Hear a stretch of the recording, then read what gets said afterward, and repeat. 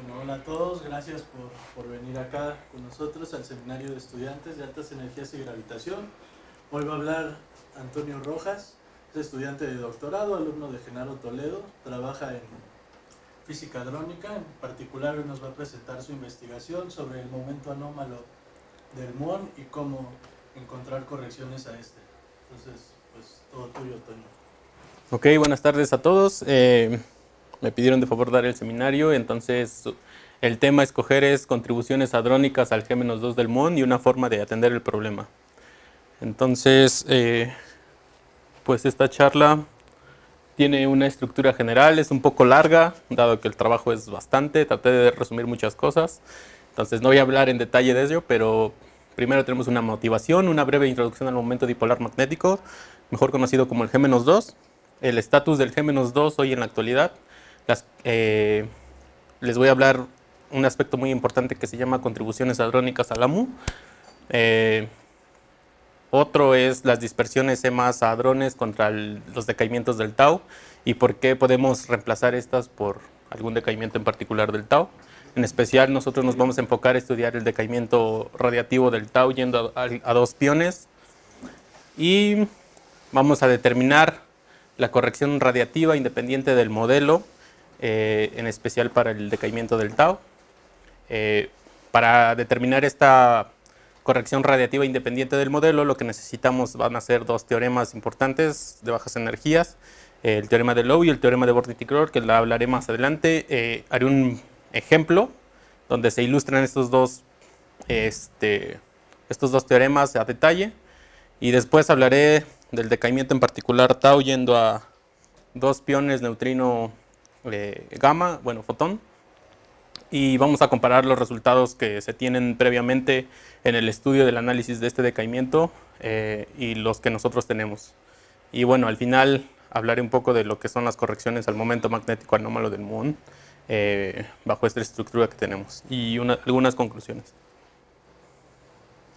Bueno, entonces tenemos una breve introducción. Nosotros sabemos que de la ecuación de Pauli, cuando nosotros acoplamos un campo externo y una carga eléctrica, nosotros nos damos cuenta que el último término tiene la forma de un potencial de un dipolo magnético, y entonces el momento dipolar lo podemos escribir de esta manera, donde esta sigma son las matrices de Pauli y esta cosa es relacionada con el spin. Entonces, lo que tenemos es que de la ecuación de valores propios para un campo, para la interacción magnética, lo que tenemos es que el H de interacción con phi es igual al magnetón de Bohr, un campo magnético en la dirección z, y esto está relacionado con los eigenvalores del momento angular en la dirección z. Y de acá podemos despejar que la energía es igual al magnetón de Bohr por el campo magnético en z, y esto prácticamente viene de lo que es lo que se conoce como efecto Zeeman anómalo, cuando nosotros acoplamos el spin con un campo, con esta estructura, ¿no? Entonces, lo que uno deduce de aquí va a ser que ¿cómo se llama? El momento magnético en la dirección z va a tener esta estructura en general, donde L es el momento angular y este es el momento intrínseco, ¿no? El momento angular intrínseco. Entonces tenemos los dos Gs, que son conocidos como los factores de Landé, donde el Gs aquí es igual a 2 para la teoría de Dirac. Este Gs igual a 2 nos lo predice la ecuación de Dirac cuando nos acoplamos un campo clásico, y entonces lo que uno encuentra es que la expresión para el momento anómalo magnético viene dado por esta expresión, y de aquí lo que uno puede hacer es decir que la corrección al momento magnético viene dado por esta parte, más un delta G sobre 2, y si despeja 1 el factor de Landé de alguna manera, lo que uno encuentra es la conocida relación del G-2, ¿no? De ahí viene el nombre. Entonces, lo que nos interesa es hablar del momento magnético anómalo del leptón. Lo que sabemos es que es una cantidad adimensional. En QED podría ser calculado como una expansión de la constante de estructura fina, alfa, una expansión. Más allá de QED tenemos en el modelo estándar tenemos extensiones en las que tenemos que considerar, por ejemplo, acoplamientos débiles y fuertes. En QED lo que se considera son diagramas donde solamente tenemos leptones y fotones y podemos encontrar lo que es el AL, donde L representa el electrón, muón y el tau, ¿no? Y entonces en QED necesariamente lo que uno obtiene puede ser una expansión en términos de estas funciones A1, A2, A2 y A3, donde estas A son funciones donde solamente hay procesos donde se incluyen fotones y leptones, y por ejemplo la A1 es particularmente el proceso el proceso básico, y los A1, los A2 en adelante, la A3 son como las combinaciones de sabor de los respectivos vértices que se puedan tener o que se puedan construir. O sea, ¿la expansión en A es en loops o es en procesos? ¿Esta? Ajá. Esta en particular, el A1, solamente incluye lo que es el vértice electromagnético, el que es leptón-leptón a fotón, el A1, nivel árbol. Y estos sí ya son correcciones a lazos. Y entonces, por ejemplo, estas funciones ahí las vas a poder expandir en serie de potencias en términos de la constante de estructura fina. Y de acuerdo a lo que tú tengas, es como esta cosa va a ir en términos de potencias. Entonces, aquí a 2 loops, lo que sabes es que a 2 loops, lo que sabes es que esto es un medio, ¿no? Y es la aproximación de Schrödinger. Y entonces, para entender esta parte, o de dónde sale la aproximación de Schrödinger, lo que uno tiene es el vértice en general. Y entonces tú sabes que este es el vértice electromagnético fotón a 2 fermiones. Y lo que tú tienes que este es, ¿cómo se llaman?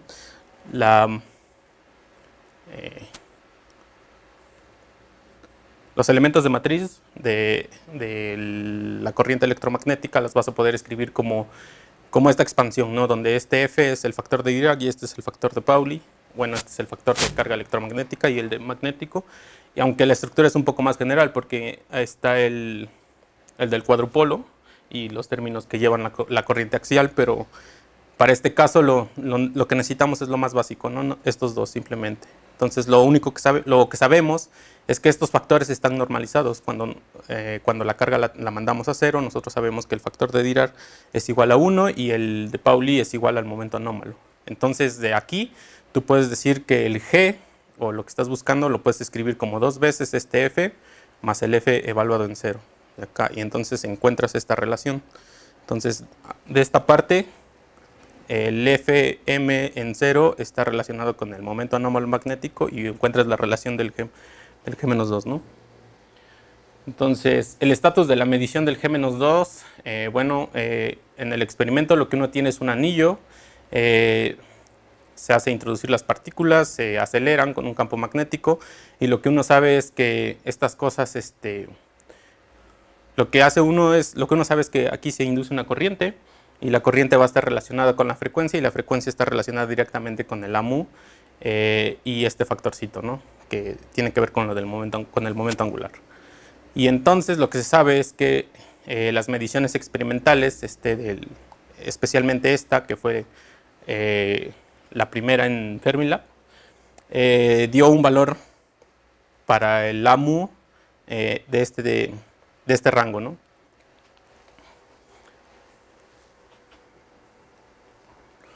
Y entonces, pues lo que uno sabe es que las contribuciones del AMU principalmente vienen dadas por una parte que es en QED, una parte que es electrodébil y la parte que es el AMU hadrónico, en el cual nosotros estamos interesados en el AMU hadrónico, dado que aquí es donde se encuentran los mayores errores. Entonces, lo que uno sabe es, por ejemplo, para QED, cuando uno tiene la aproximación de Schrödinger, se puede calcular bajo este diagrama, y lo que uno tiene es que este AMU es alfa sobre 2pi y esto es aproximadamente este numerito. Y vaya, esta es la contribución más grande que viene por parte de QED. Entonces, lo que uno sabe es que el AMU, por ejemplo, para el AE, en este caso para el electrón, la predicción de Schrödinger es lo suficientemente precisa y la comparación con el experimento y la teoría es similar, entonces no hay un error, pero cuando uno tiene el AMU, dado que el AMU es demasiado pesado en masa, hay otros efectos que entran dentro del AMU hadrónico que hacen que este valor no sea tan preciso. Entonces, lo que uno tiene, por ejemplo, para el caso del AMU electromagnético es pues este número. Y bueno, si uno expande, si uno sigue, por ejemplo, haciendo las correcciones en más loops, a más lazos sobre este, uno encuentra que, por ejemplo, aquí a 2 loops hay 9 diagramas. Este y este, que si uno hace los calculitos, este suma con este, suma con este suma con este suma con este, y este es independiente, ¿no? Entonces tienes 3 contribuciones.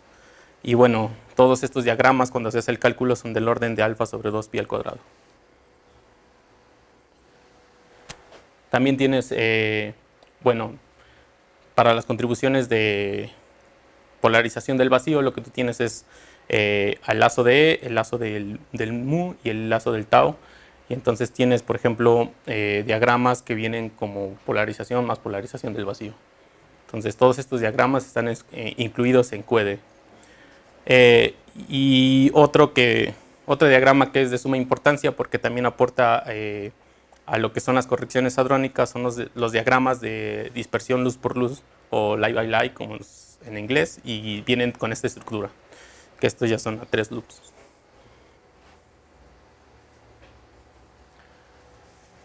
Por otra parte, pues tenemos las contribuciones débiles que vienen dadas por los bosones de norma, W, Z y el Gibbs. Entonces tenemos estos 3 diagramas que entran también dentro de la contribución para el AMU. Y bueno, también puedes construir diagramas a segundo orden, bueno, a 2 lazos, ¿no?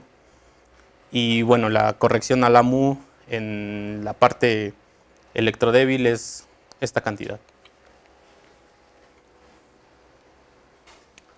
¿Esa es la contribución aquí a un orden? ¿A segundo orden? ¿Cuál esta? Sí. No, en general. ¿Cómo? Sí, o sea, están considerando la contribución a primer orden y a segundo orden y así. Sí, de hecho están calculadas hasta cuarto orden. Sí, también las anteriores. O sea, todas están calculadas hasta cuarto orden, pero, por ejemplo, en la anterior, para QED, cuando tú tienes esta parte, a segundo orden tienes 9 diagramas. A tercer orden tendrías que alrededor de 72 diagramas, si no me equivoco. Entonces, pues imagínate, ¿quién va a estar haciendo 72 cosas, no? Y estos simplemente son, para QED los puedes calcular teniendo en cuenta que estos son, por ejemplo, leptones, ¿no? Pero aquí la contribución hadrónica es la que nos interesa, porque, por ejemplo, para el caso del muón, lo que uno tiene, por ejemplo, a segundo orden es este diagrama, y a tercer orden tiene este diagrama, que es este es el de polarización de vacío y este es el de luz por luz. El problema con el muón es que su masa es demasiado grande, y entonces en esta cosa, o en esta bolita, lo que uno tiene, lo que uno puede generar no solo es, por ejemplo, electrón-positrón, y bueno, generas un electrón y se aniquila con un positrón, y lo que se hace es esto, ¿no? Entonces este es la polarización de vacío normal, pero dado la masa de esto, aquí puedes generar fermión-fermión, y lo que tienes es que puedes generar quark, antiquark, y lo que tú sabes es que estos, cuando tú tienes hadrones acá, lo que pueden hacer es hadronizar. Entonces, el problema de estos diagramas, al estudiar la parte hadrónica, es que si tú tienes el muón, bueno, los errores vienen dado que en esta parte tú puedes generar pues prácticamente hadrones, ¿no? Y pues lo que tienes es que la contribución hadrónica es pues de este tamaño, y la otra que viene de este diagrama es de este tamaño, nada más. Y entonces, pues bueno, uno puede relacionar esta parte que tenemos del diagrama, que es fotón yendo, bueno, aquí es la polarización de vacío y sale otro fotón. Uno lo puede ver gracias al teorema óptico de esta manera, ¿no? Entonces tú puedes como que de alguna manera aquí cortar, generar tus hadrones, y esto lo puedes ver como este tipo de diagramas. Puedes como formar pares, y entonces puedes tener, por ejemplo, pues en este caso el mesón más ligero son los piones, por eso puedes generar piones, ¿no? Entonces, bajo este esquema, tú puedes estudiar estos procesos. Y entonces, pues, tú puedes meterlo dentro de una formulita y tienes que el AMU está dado por esta parte, donde esta es la parte hadrónica y este es el kernel, donde el kernel simplemente viene dado por esta expresión, para evaluar ese tipo de cosas, ¿no? Lo chistoso de este proceso es que, por ejemplo, tú puedes relacionar funciones espectrales del leptón tau con aniquilaciones E más E menos. Entonces, en el proceso que tú tienes anteriormente, en este, por ejemplo, tú puedes encontrar procesos que, bueno, el canal dominante va a ser el de E más a E menos a 2 par de piones, y entonces este proceso tú lo vas a poder relacionar con un decaimiento del tau de esta manera, por una rotación de isospin. Entonces da lo mismo estudiar electrón, positrón hadrones que un tau hadrones. ¿Y esto por qué? Porque en el experimento el E más al E menos hadrones tiene hasta la actualidad mucho ruido, pero los decaimientos del tau hadrones son limpios en este caso. Entonces, pues tienes algo más limpio, tienes datos más limpios, entonces pues puedes utilizar esta aproximación en lugar de esto.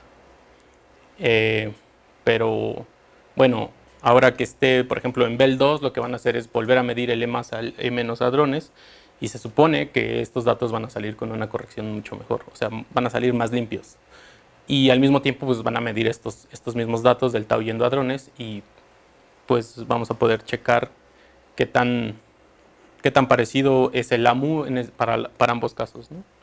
Entonces lo que uno tiene es E más A menos, tienes una bolita y tú lo puedes, por una rotación de isospin, tener el mismo proceso, pero ahora con un decaimiento del tau acoplado a un W.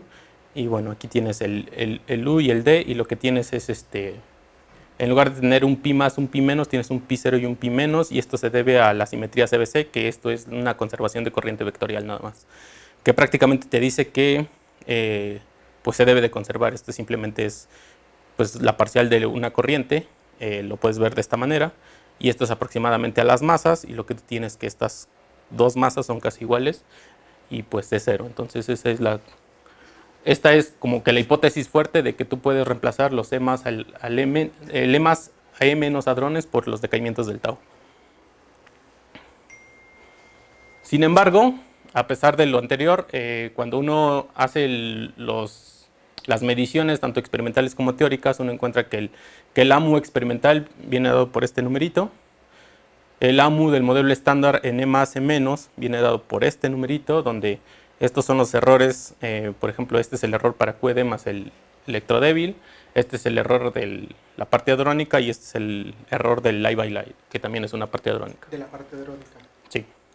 Sí. Estos dos son los errores de la parte hadrónica, donde se encuentran los errores. Y si tú lo estudias con el modelo estándar, el decaimiento del tau, en este caso a 2 piones neutrino, lo que encuentras es que la parte hadrónica tiene este error, el lie by lie tiene este error, y bueno, prácticamente el QED se comporta igual. Entonces, si tú haces los deltas de estos dos números, lo que encuentras es que tienes un error de este tamaño, y que casi son 3.6 sigmas. Entonces, pues esta cosa es la que nosotros queremos prácticamente, o la que se pretende que una de dos, o se haga más grande o se haga más chica. Pero lo que queremos es que se cierre, ¿no? Entonces, la otra parte que viene esta parte del... Bueno, ya. La ventaja que uno va a tener ahorita en estos momentos es que la parte experimental va a poder ser corregida de alguna manera en dos experimentos. Uno que va a ser en GPark y la otra que va a ser en Fermilab, en estos dos experimentos. De hecho, Fermilab ya empezó a correr, ¿no? Entonces está haciendo pruebas. Entonces, lo que estamos esperando es que pues saque los datos. ¿Cuándo vas a empezar? Lo que yo sé es que esta cosa está en pruebas, pero van a empezar a hacer datos en julio. Y ellos por agosto, algo así, porque en septiembre hay un workshop. Para diciembre lo que están planeando es un workshop acerca de todo esto. O sea, BEL2 también va a correr datos para poder estudiar el G-2, tanto para E más E menos como para decaimientos del tau. ¿Qué? Y la fricción con el decaimiento del tau se veía como que pegaba mejor. ¿Cuál? La 26. ¿Esta? Ajá. Ahí, ¿cuántos signos salen? Aquí es casi del mismo orden. No importa.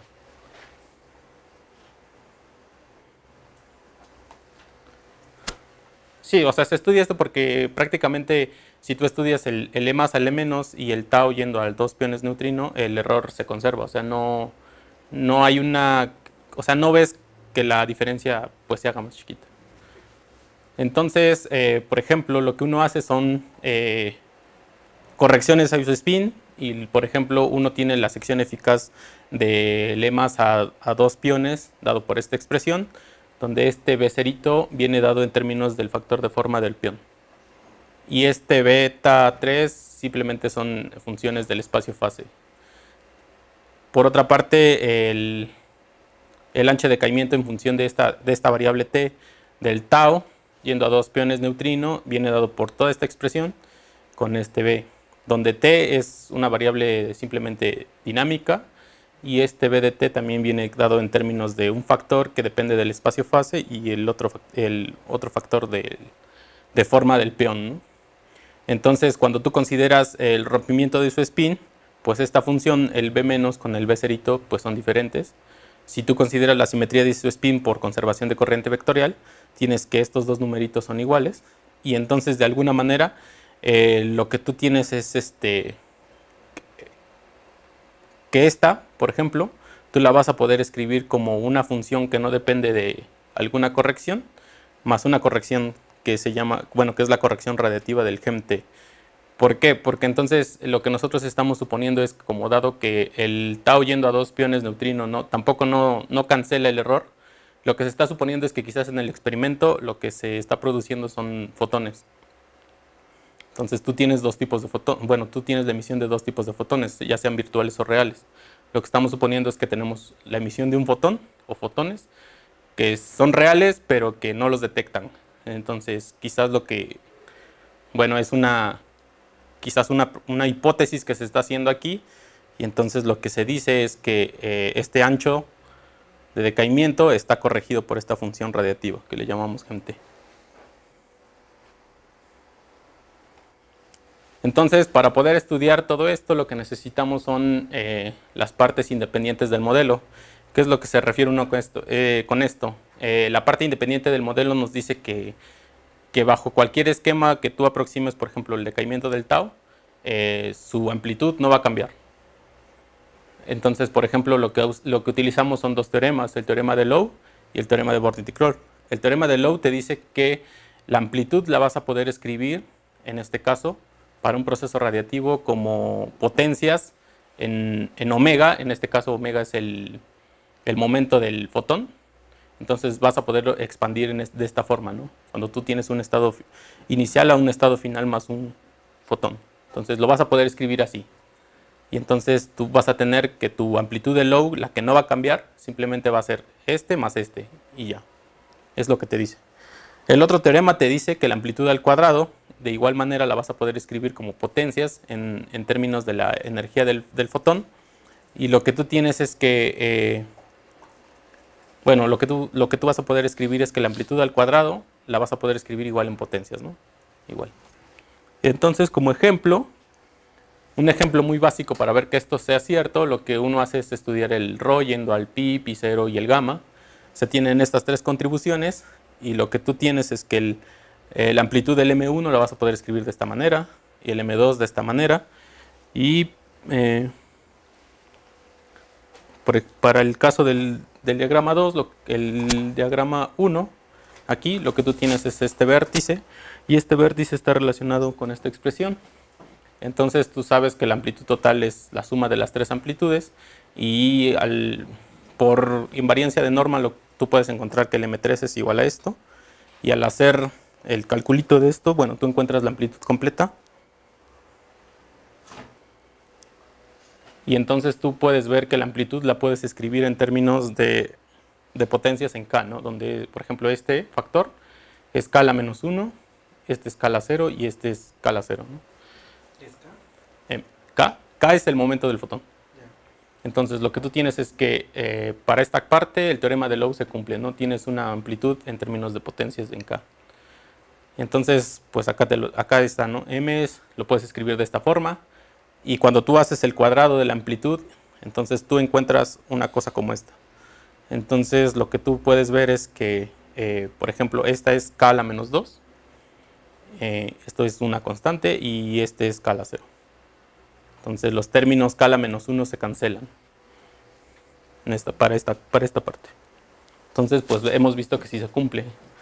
Entonces lo que hacemos ya con este esquema es estudiar primeramente, lo que hacemos con este esquema es estudiar el tau yendo a dos piones, neutrino-fotón. Este es el proceso radiativo.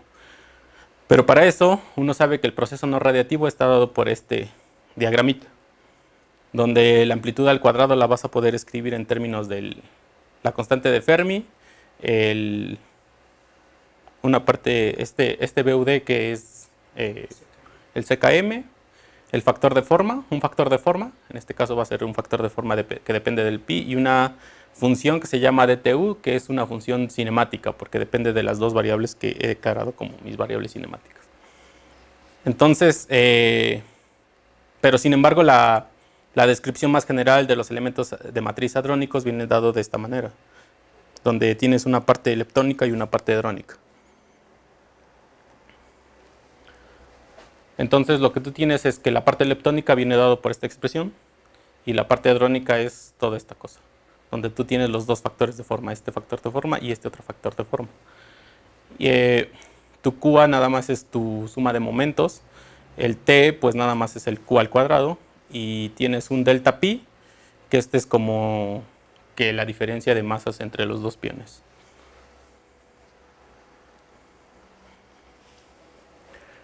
Entonces, tú puedes escribir la parte hadrónica, bueno, los elementos de matriz de la parte hadrónica en términos de dos factores de forma, el F más y el F menos, ¿no? Pero, bueno, dado esta descripción, entonces tú puedes escribir la amplitud al cuadrado en términos de estos dos tensores. Bueno, no son tensores, son estas dos estructuras, que esta es simplemente como que la parte leptónica y esta va a ser la parte hadrónica. Y encuentras que gracias a las dos variables que tú declaras, donde esta es la suma de los momentos de los dos piones y esta U es simplemente la suma del momento del neutrino y del pion neutro para este caso. O sea, estos son tus invariantes de masa. Entonces tú encuentras que tu amplitud la vas a poder escribir como toda esta cosa. En términos de estas DTU, DT, bueno, esta es DTU más, este es de DT menos y este es como que la combinación de estas dos, ¿no? Dados los factores de forma que tú tienes en la amplitud más completa.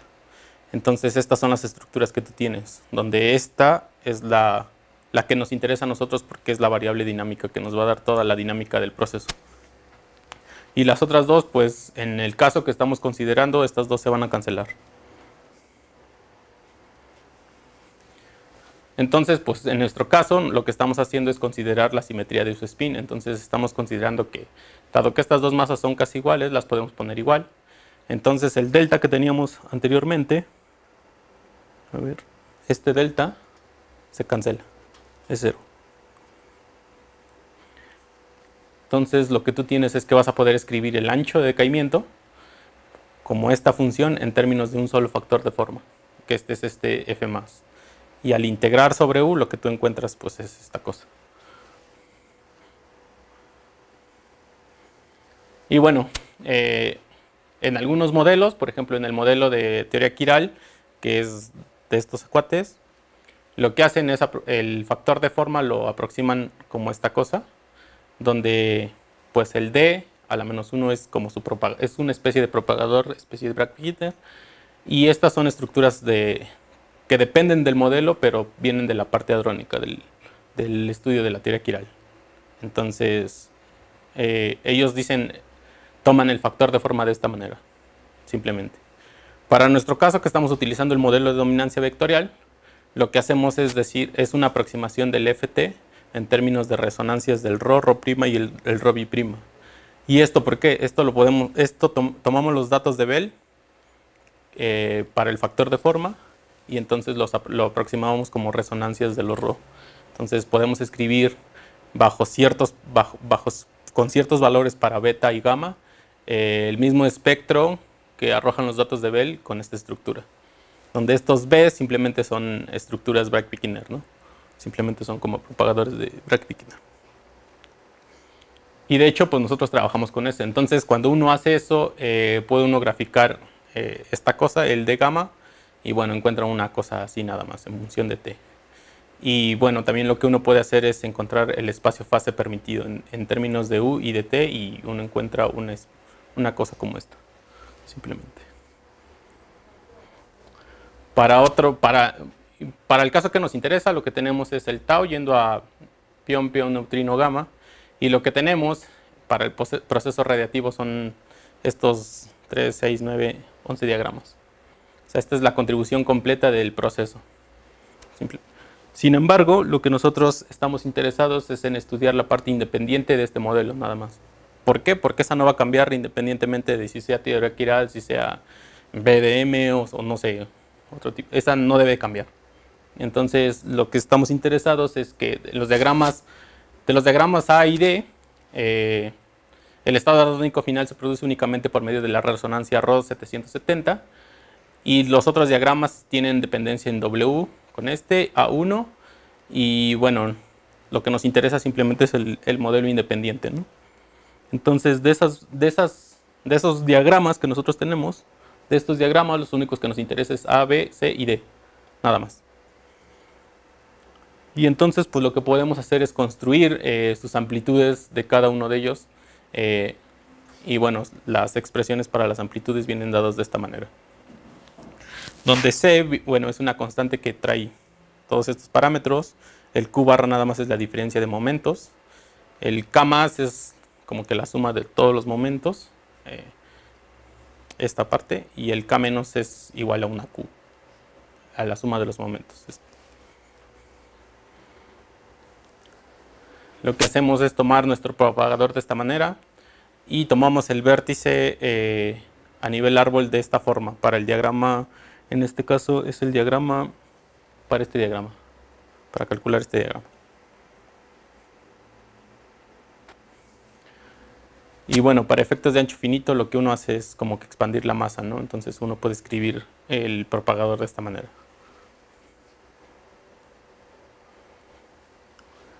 Y bueno, el diagrama más complicado de estudiar es en este caso el diagrama B, dado que viene multiplicado por los dos propagadores uno del otro lado con diferente momento. Entonces lo que nos interesa es poner el vértice en de tal forma que tenga esta estructura y que sea invariante de norma.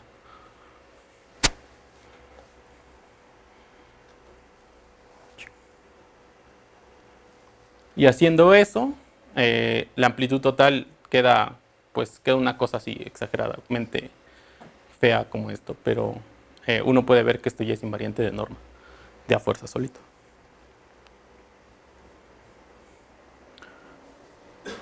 La parte que viene ahí, bueno, esta parte que estaba aquí en esta parte, esta cosa, lo va uno a poder escribir como la diferencia de los propagadores inversos.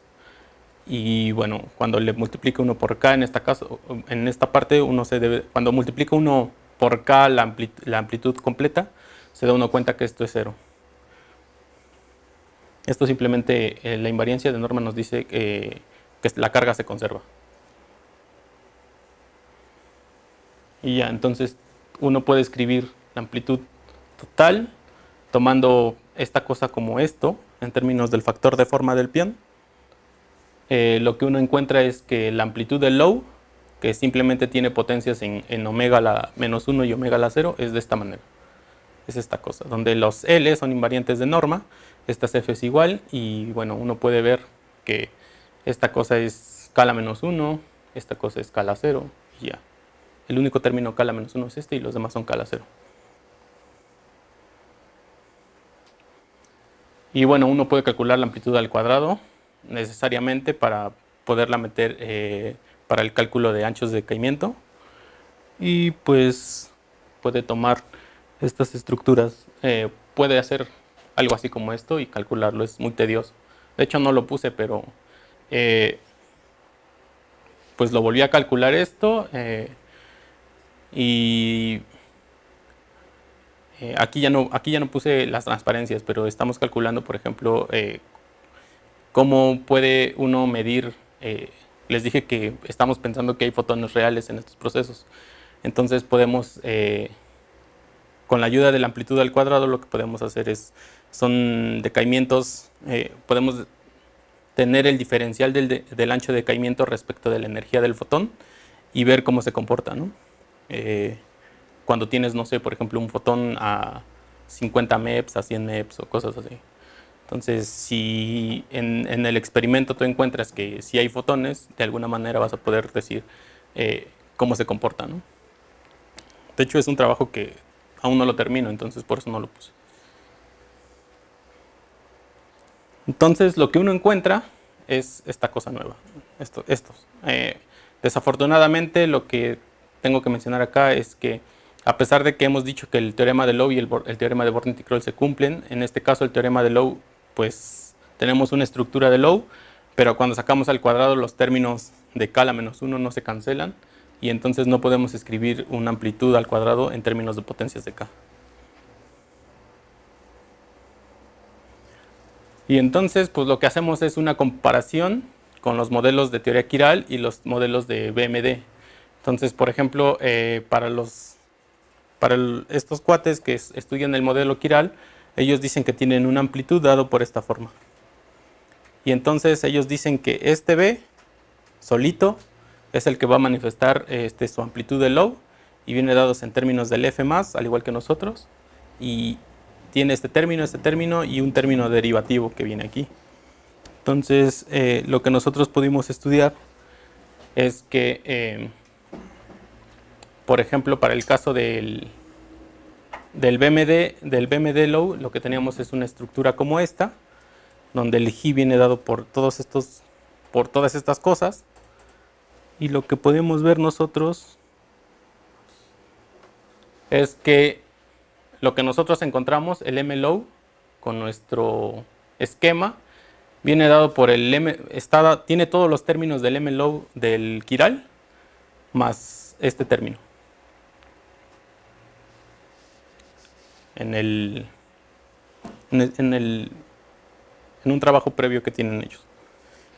Entonces, cuando se comparan, lo que uno tiene, el nuevo, el de nosotros, es el M Lowe anterior, más estos dos términos.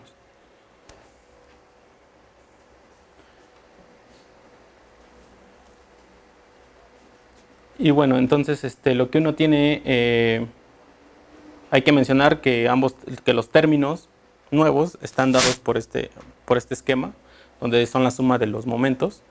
Pero si recuerdan, la estructura que cancelamos anteriormente que tenía el F menos, el factor de forma menos en los decaimientos del tau, tenía esta estructura, ¿no?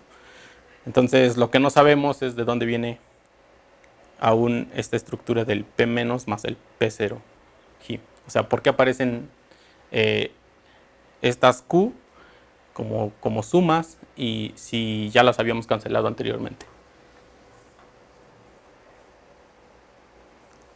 Entonces, dado que ya tenemos todo esto, podemos nosotros encontrar lo que es la corrección electromagnética del proceso. Entonces tenemos el espectro adónico, tenemos por ejemplo el D gamma en DT para el tau yendo a 2 piones fotón.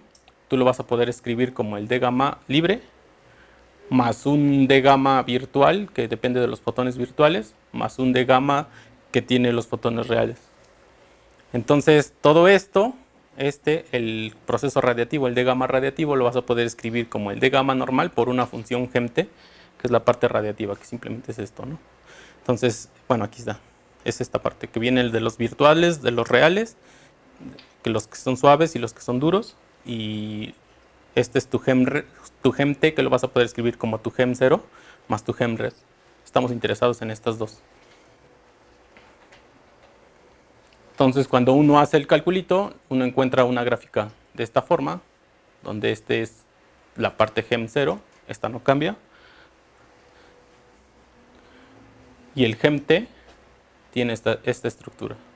Entonces, aquí están las tres gráficas para los diferentes modelos. ¿La anterior qué era? Para ¿El Gem0? Ah, ya, Este es el Gem0. Pero este es el Gemres. El resto, este es el que te interesa remover, quitar de alguna manera. Entonces, la línea, bueno, aquí hay tres líneas, ¿no? Es una verde, una amarilla y una como negra. Entonces, la negra es el BDM completo. Este es el completo, el que nosotros encontramos. El verde es el rojo es el modelo anterior que se tenía bajo el mismo estudio de dominancia vectorial. Lo que se puede ver es que aquí simplemente difieren un poquito y lo demás pues es prácticamente el mismo que el verde, ¿no? Y el verde simplemente es el modelo que viene por la parte quiral. Entonces el verde y el rojo casi son lo mismo excepto aquí, ¿no? ¿Y la punteada qué es? Y la punteada es el Gem0.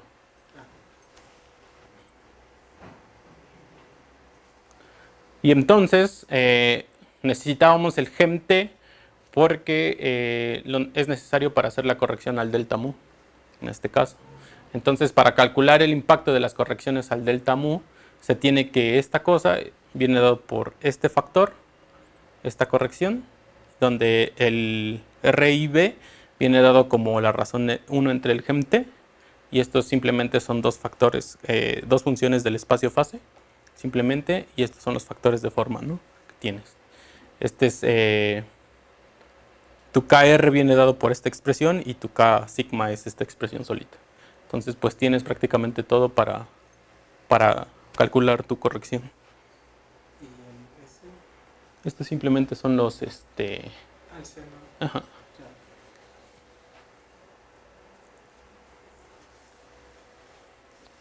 Y entonces, cuando uno mete todo esto, por ejemplo, las expresiones para las correcciones del espacio-fase solamente difieren de las masas de estos dos piones. Y entonces, si tú haces la corrección bajo el espacio-fase, tú encuentras esta cosa. O sea, encuentras que la corrección es de este tamaño.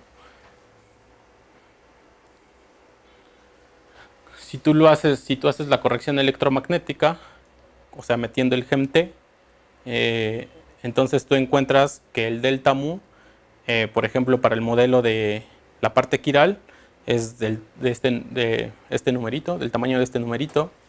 De la parte anterior que tenían en BDM es de este tamañito. Y de la parte nueva, bueno, considerando las nuevas contribuciones que se tienen, es de este tamañito. O sea, pues casi nada, ¿no? Es prácticamente lo mismo. Y mientras que el valor dado cuando se considera simplemente aquí el Gem0 es del orden de 1.57 de 10 a la menos 10.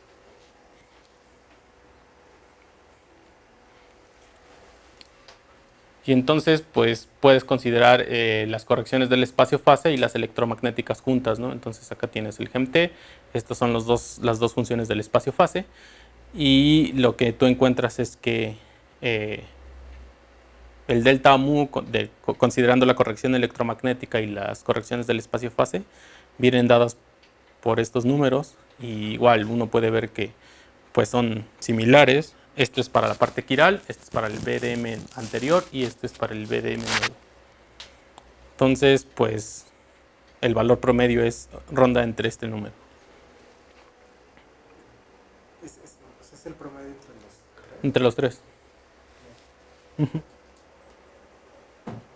Y bueno, ya. Una pregunta. ¿Y la parte de los errores en el cálculo de ustedes? ¿Cuáles errores?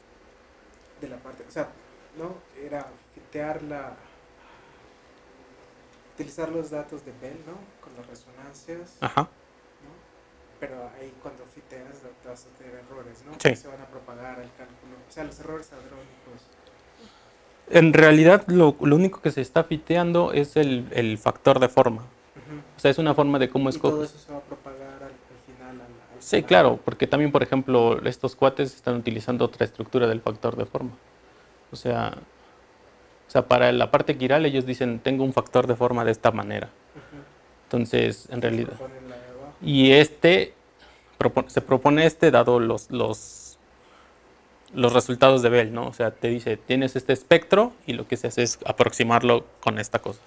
Entonces, Y ahí vas a se- tener errores. sí, claro, aquí, tanto aquí como aquí. Ajá. Luego los propagas al cálculo del amo. Sí, de hecho, lo que tienes es que este FT en toda tu amplitud te va a aparecer, ¿no? Es proporcional a tu FT, entonces, pues de alguna manera ahí estás metiendo como que ruido. Y igual acá.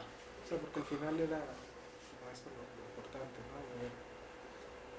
Que en la parte cuando hay pares, electrón-positrón, tienes un error que es más grande que cuando consideras el tau, ¿no? Ujú. Y si cambias el análisis, ves, los errores se pueden... Sí, de hecho, bueno, en la parte del electrón-positrón, lo que pasa es que los datos que tú tienes son demasiado malos. Entonces, pues no los puedes agarrar directamente y meterlos a la fórmula y decir, esto es lo que te da, ¿no? Si se hace todo esto, estudiarlo por medio de un decaimiento del tau, es porque tienes el canal dominante es a 2 piones. Entonces, el tau yendo a 2 piones está bien, ¿no? Entonces, la hipótesis fuerte quizás aquí es proponer que la dispersión electrón-positrón-hadrones bajo la conservación de corriente vectorial es lo mismo que un decaimiento del tau yendo a los 2 piones, ¿no? Y aquí pues estos ya son como que, pues al final de cuentas no te va a importar tanto esto. ¿Sabes por qué? Porque, a ver, sí, ya. Aquí, estas de gamma en DT vienen, vienen corregidas por el factor de forma, ¿no?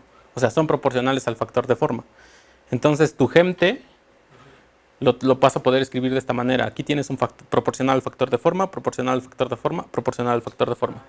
Se va a suprimir lo que me estás diciendo.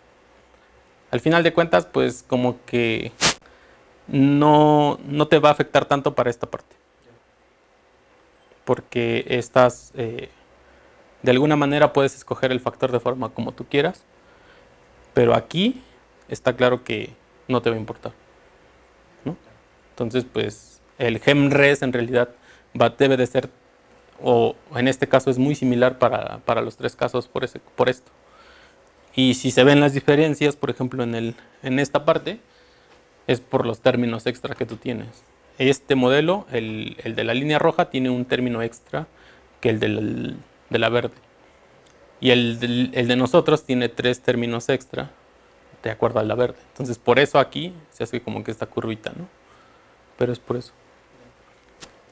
Pero lo que nosotros estamos considerando es que el modelo que nosotros es ya el más general. O sea, ya no vas a poder, ya no se va a poder encontrar otro término para la amplitud. Y ya no vas a poder tener más contribuciones porque estamos considerándolo ya absolutamente independiente de norma. En el modelo anterior, en el rojo, lo que ellos tienen es considerar independencia de norma, pero sin considerar las partes. A ver, cuando consideras tu vértice, a ver dónde está.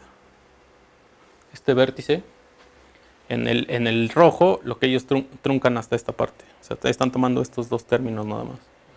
Entonces, de alguna manera ellos dicen se cumple invariancia de norma, pero en el trabajo reportado nunca lo comprueban. Lo que nosotros hacemos es tomarlo completo y entonces exigirle necesariamente que sea invariante de norma. Por eso encontramos esa estructura, por eso encontramos esta estructura y por eso aparecen los 2 términos extra que se tienen. Pero es gracias a que, bueno, los 2 términos extra es este y este, prácticamente. Entonces ya con eso estamos seguros de que no vas a poder encontrar nada más. O sea, ya no hay.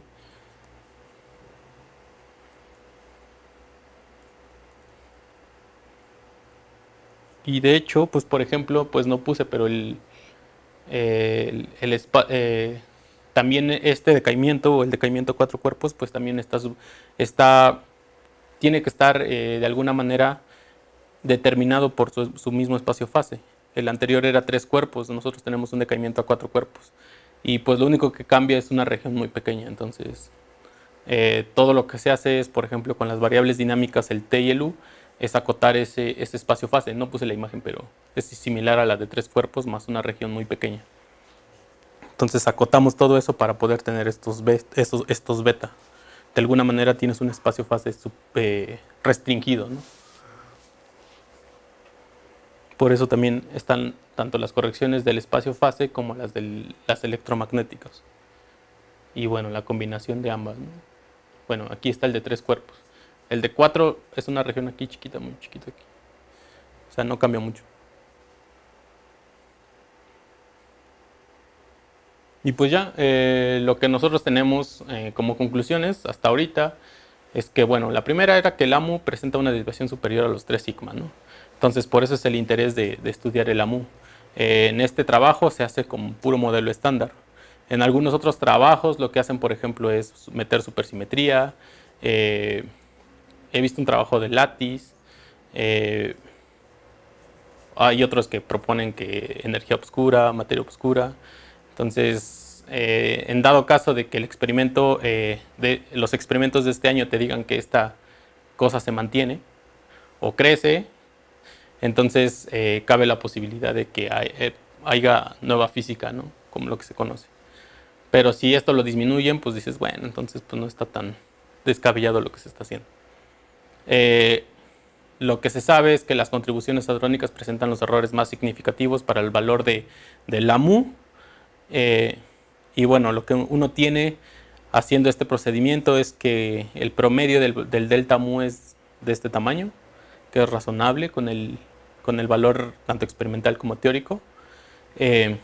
Aquí no estamos considerando, por ejemplo, los efectos dependientes de los factores de forma, en este caso el FB y el FT. Estamos considerando simplemente un FT y lo estamos poniendo como una aproximación. Y bueno, más que nada se mostró explícitamente la parte independiente del modelo usando teoremas de bajas energías. Y bueno, se comparan prácticamente con los resultados anteriores, tanto de la parte que viene con teoría quiral como de la parte estudiada bajo el modelo de dominancia vectorial anterior. Y bueno, lo que se encuentra son 2 contribuciones nuevas que hemos localizado que vienen prácticamente de la parte longitudinal del propagador, de cómo se está proponiendo el propagador. Y bueno, estas son algunas conclusiones. El trabajo más general ya se hizo un estudio de lo que es, por ejemplo, el espectro del fotón. Y bueno, estamos esperando. De hecho, estoy sacando los últimos resultados como para poder mandar a publicar esto. Bueno, eso es todo. Gracias. ¿Más preguntas?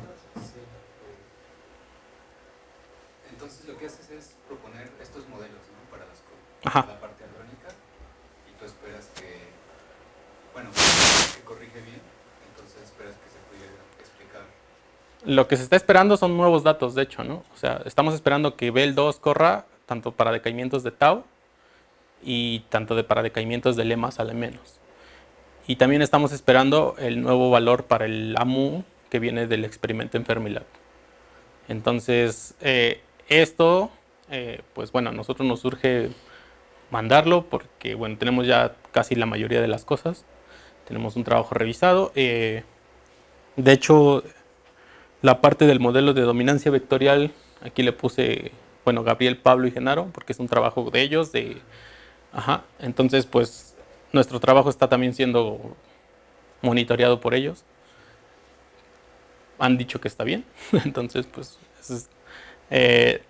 lo que se hace o por qué se toma de esta manera es porque QCD, no puedes utilizar QCD perturbativa a bajas energías. Todo esto es a bajas energías. Entonces, cuando tú tienes el diagrama de polarización de vacío, pues no puedes hacer una expansión para esta parte, ¿no? Entonces debes de buscar un método para poder estudiar este tipo de procesos. Entonces, pues el proceso es un proceso alternativo.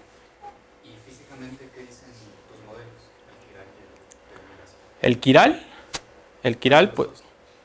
está dado por un lagrangiano efectivo que utilizan QED para piones, y entonces de ahí obtienen una serie de estructuras donde pueden deducir las reglas de Feynman.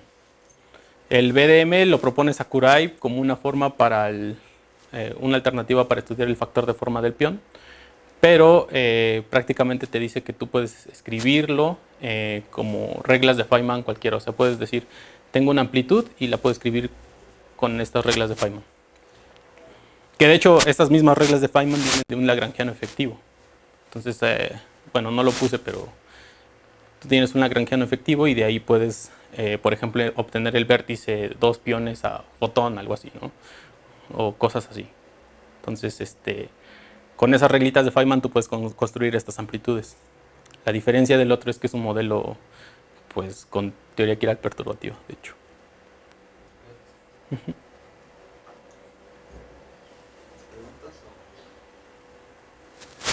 bueno, muchas gracias y gracias por venir al seminario. Dentro de 2 semanas tenemos la próxima sesión. Ojalá puedan acompañarnos.